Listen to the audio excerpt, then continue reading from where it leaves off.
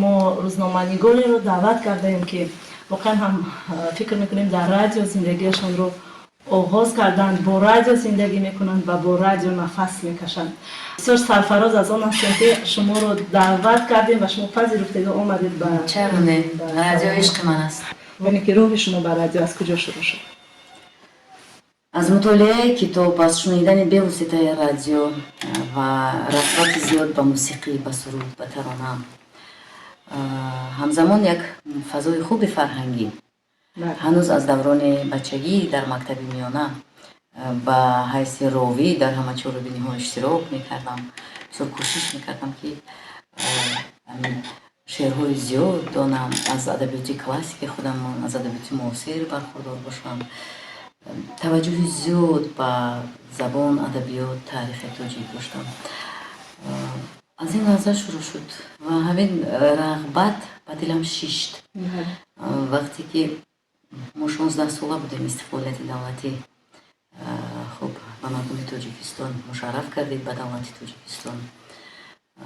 дар 17 солагӣ вақте мактабро хатм кардем, ин тахмин моҳҳои май июн ва ҳуҷҷатҳои худро ба донишгоҳи миллӣ споридем.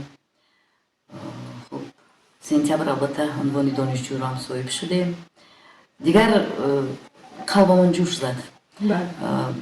новобаста ба вазъи, яъне дар 17 солагии мо соли 1992 буд, новобаста ба вазъи сиёсии он вақта ҷониби радио роҳ пеш гирифтем, омадем ба ин даргоҳи муқаддас, як бинои кабудранги боло баланди бисёр қашанги. бо диданаш дилҳо кушода мешуд. бале, ҳамин қалби инсон ҳамранги осмон нигун мешуд. ва омадем ба ин ҷо хуб ба сифати на коромӯз, ба сифати як шунаванда, як ошиқи радио, як ошиқи сухан омадем. чун тухми сухан аз мутолиа дар дил кошта мешавад, вале онро ба забон бояд овард, амалан онро бояд гуфт.